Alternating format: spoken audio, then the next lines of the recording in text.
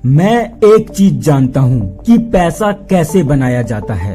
अपने धंधे का राजा हूँ मैं। ये बात कही थी भारत के सबसे अमीर आदमी धीरू भाई अंबानी जी ने। और आज मैं बताऊंगा उनके कुछ किस्सों के बारे में जो कि उनके इस लाइन को पूरी तरह ट्रू साबित करता है। दोस्तों, कोई भी अमीर ऐसे ही नहीं हो जाता। अगर लोग ऐसे ही अमीर हो जाते तो 100 में से 99 स्टार्टअप्स फेल नहीं होते। बल्कि मैं तो ये कहूँगा कि जिसको अमीर होना होता है, जिसको सक्सेसफुल होना होता है, वो चीज पहले से ही डिसाइडेड होता है, क्योंकि वो उस चीज को लेकर ही पैदा होता है। उसकी सोच, उसका बिहेवियर ही ऐसा होता है, उसका एटीट्यूड ही ऐसा होता है कि वो हर मौके की तलाश में रहता है, हर चीज से आइडिया एब्जॉर्ब करता है, फिर चाहे वो किसी दो लोगों की बातें सुनकर मिले या कुछ देखकर। और अपने धीरू भाई अंबानी जी की पर्सनैलिटी भी कुछ ऐसी ही थी, इसलिए आज रिलायंस इंडस्ट्री इतनी बड़ी कंपनी बन चुकी है। तो चलिए आज हम बात करते हैं उन्हीं के कुछ किस्सों के बारे में जो कि ये बात साबित करती है कि अमीर लोग अमीरपंती लेकर पैदा होते हैं। धीरू भाई अंबानी जी का जन्म एक मिडिल क्लास से भी नीचे वाले कैटेगरी में हुआ था। उन्होंने अपने पिता की फाइनेंशियल प्रॉब्लम देखकर स्कूल छोड़ दिया और काम की तलाश में वो इधर उधर घूमते रहे।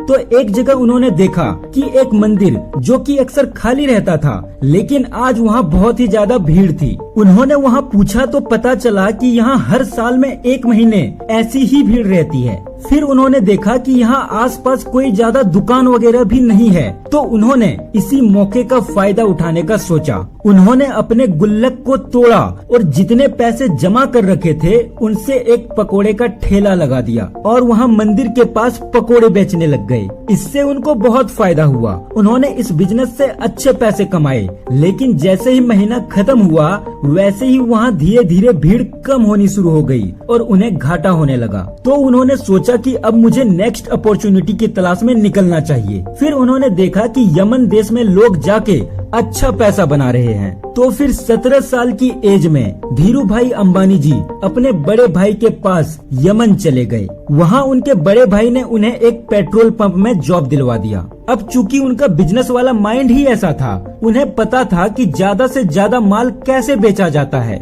जिस वजह से उस पेट्रोल पंप का रेवेन्यू अचानक से बहुत ही ज्यादा बढ़ने लग गया। तो उनके इस काम को देखकर उन्हें पेट्रोल पंप का मैनेजर बना दिया गया। एक बार धीरू भाई को चाय पीने का मन किया तो वो एक टपरी पे ना जाकर एक 5 स्टार होटल में चले गए।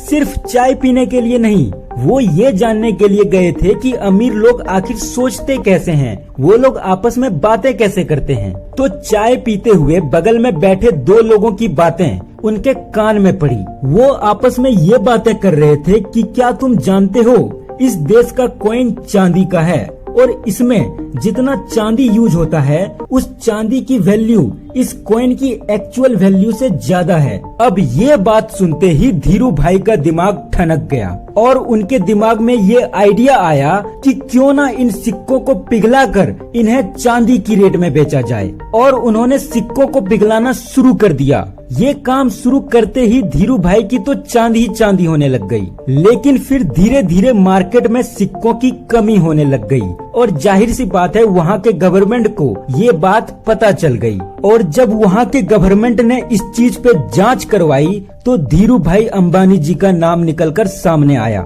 लेकिन तब तक धीरू भाई बहुत पैसे बनाकर भारत वापस आ चुके थे। भारत वापस आकर धीरू भाई अंबानी जी ने उन पैसों से मुंबई में रिलायंस कमर्शियल कॉरपोरेशन की शुरुआत की। और दोस्तों, यही से होता है रिलायंस का जन्म। और आज की डेट में रिलायंस कहाँ पहुँच चुकी है ये आपको बताने की जरूरत नहीं, आप सब अच्छे से जानते हैं। तो दोस्तों, ये थी धीरू भाई अंबानी जी की कुछ स्टोरीज, जिससे आपको ये पता चलेगा कि कोई भी बिजनेस छोटा नहीं होता और कैसे एक सफल होने वाला आदमी हर चीज में मौका ढूंढता है और कैसे हर चीज से बिजनेस आइडिया ग्रैब करता है।